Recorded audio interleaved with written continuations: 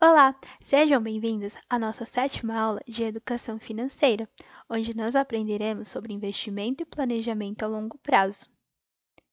Prazer, meu nome é Stephanie Lopes, sou aluna do quinto semestre de Gestão de Tecnologia da Informação na FATEC Itaquaquecetuba. Após essa aula, você será capaz de diferenciar categorias de investimento, compreendendo as suas características, explorar estratégias para construir um patrimônio, definindo metas de investimento e escolhendo os ativos adequados, planejando sua aposentadoria com antecedência. Nesse primeiro momento, vamos ver alguns conceitos essenciais de investimento.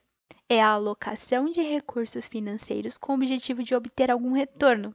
O retorno é o lucro obtido a partir de um investimento, podendo ser em forma de rendimento, um valor que agregue ao seu recurso inicial, ou valorização do ativo, que seria em questão imobiliária, onde o imóvel é valorizado conforme o tempo, ou ambos.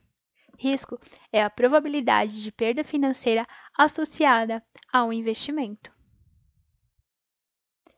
Diferentes tipos de investimento. Primeiro tipo é a renda fixa. Suas características são investimentos com retorno previsível e de baixo risco. Exemplos são o Tesouro Direto, CDB, LCI e LCA. No universo do investimento, essas siglas podem soar como um código secreto, mas não tenha medo, pois desvendaremos o mistério por trás de cada uma delas. Primeiro é o CDB, é o Certificado de Depósito Bancário. A opção mais clássica, o CDB, ele é um queridinho de muitos investidores porque é um título de renda fixa emitida por bancos. Funciona como um empréstimo que você faz à instituição financeira, recebendo juros em troca de um período determinado. Você empresta o seu dinheiro para o banco e ele te dá um rendimento sobre aquele valor que você emprestou. As principais vantagens do CDB é a segurança, pois é garantido pelo Fundo de Garantia de Depósitos. A liquidez: você pode resgatar o seu CDB antes do vencimento, geralmente com aplicações de multas. Variedade de opções: você tem muitas opções, prazos, taxas de juros e modalidades. O LCI significa Letra de Crédito Imobiliário.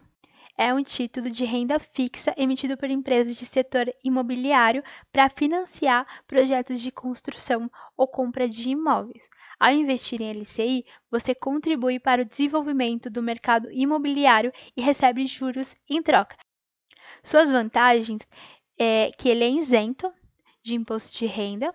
Os rendimentos do LCI são isentos de imposto de renda, o que torna uma opção mais atraente para quem busca otimizar sua carteira de investimento. Ele contribui para o setor imobiliário e, como consequência, você investe no crescimento do mercado imobiliário e na realização do sonho da casa própria de outras pessoas. A LCI ela oferece uma alternativa de investimento em renda fixa com características diferenciadas do CDB. As desvantagens é a liquidez. Como esses investimentos são de baixo risco, geralmente ele possui um prazo mais longo de vencimento que o CDB e limita a flexibilidade do investidor. Apesar de ser um investimento relativamente seguro, a LCU está sujeita ao risco de crédito da empresa emissora. A sigla LCA significa Letra de Crédito de Agronegócio, que é o investimento no campo, prima do LCI. É um título de renda fixa emitido por empresas de agronegócio para financiar as suas atividades. Você contribui com o desenvolvimento do setor e recebe juros em troca. As vantagens é que ele também é de imposto de renda e torna uma opção interessante se você investe no crescimento do agronegócio, que é um setor fundamental para a economia do Brasil. As desvantagens: como os outros acima, a sua liquidez geralmente possui um prazo mais extenso de vencimento que o CDB, limitando a flexibilidade do investidor. o risco do crédito. Apesar de ser um investimento relativamente seguro, o LCI está sujeito a risco de crédito da empresa emissora, uma vez que não tem a mesma proteção que o CDB. Outra desvantagem é a rentabilidade. Ela pode ser inferior a outros investimentos de renda fixa, como o CDB e o LCI. Agora que nós falamos da renda fixa, eu vou falar um pouco sobre a renda variável. Né? A renda variável ela é caracterizada por investimentos com retorno variável e com maior potencial de lucro, mas também envolve maior risco. E o exemplo deles são ações, fundos de investimentos e ações e ETFs. Eu não vou explanar muito sobre a renda variável, porque para quem está iniciando em investimento, não é muito interessante você começar em renda variável, porque tem um maior risco de perca de capital, né, dos seus rendimentos. Os outros tipos de investimentos são os imobiliários, que são caracterizados por investimentos em imóveis fixos ou fundos imobiliários, como por exemplo fundos de investimento imobiliários, e os derivativos, que são caracterizados por contratos financeiros cujo valor é derivado de um ativo subjacente. Quais são os riscos e retornos associados a cada tipo de investimento? Na renda fixa, os riscos e os retornos associados são baixos, geralmente associados ao risco de crédito, e o retorno é de moderado a baixo, dependendo do tipo de investimento e o prazo escolhido. Na renda variável, os riscos são altos, considerando a volatilidade dos preços das ações e do mercado. O retorno é potencialmente alto, mas não é garantido devido ao grande risco. Nos investimentos imobiliários, o risco é moderado, dependendo do mercado imobiliário. O retorno geralmente é estável, com a possibilidade de valorização do imóvel. Derivativos, o risco é variado, pode ser alto devido à alavancagem. O retorno pode ser muito alto, mas também há potencial para perdas significativas. Agora nós vamos falar um pouco sobre as estratégias para construir o patrimônio. Diversifique seus investimentos, considere opções como imóveis e fundos de investimentos. Educação financeira, aprenda sobre finanças pessoais e investimentos. Mantenha-se sempre atualizado sobre o mercado financeiro. Poupança regular. Reserve uma parte da sua renda mensal para a poupança. Estabeleça metas de poupança realistas e alcançáveis. Quando falo poupança, não é você deixar realmente seu dinheiro na poupança, mas é sempre reservar um valor e deixar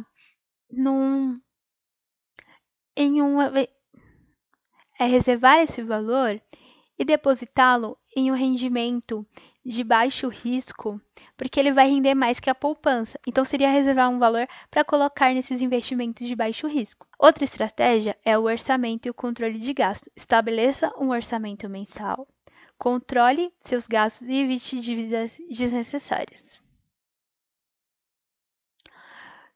Planejamento da aposentadoria.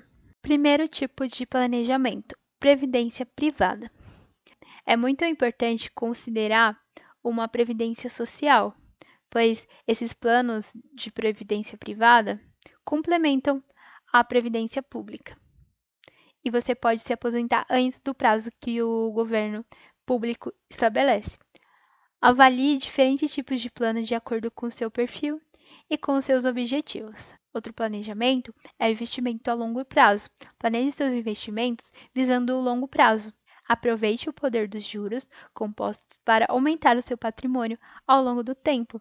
Há muitos tipos de investimentos a longo prazo no Tesouro Direto, onde você pode deixar o seu dinheiro por mais de 5 anos até 10 anos.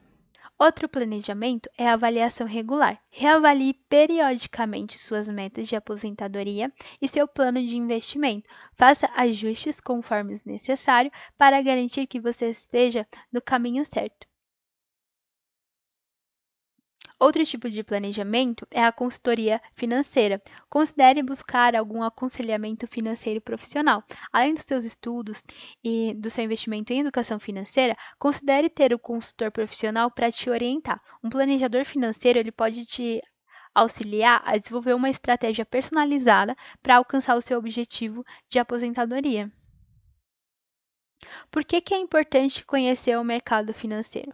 O mercado financeiro, ele influencia diretamente as nossas vidas, desde investimento até a aposentadoria. Permite tomar decisões informadas para maximizar ganhos e minimizar riscos. Capacita a identificar oportunidades de investimentos e compreender os mecanismos econômicos.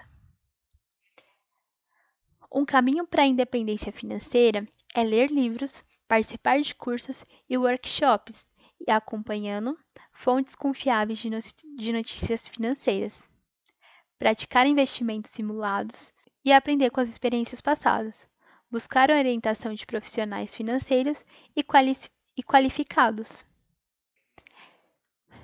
Por fim, é isso. Essa foi a nossa última aula sobre educação financeira. Para ter o básico de informação sobre esse assunto.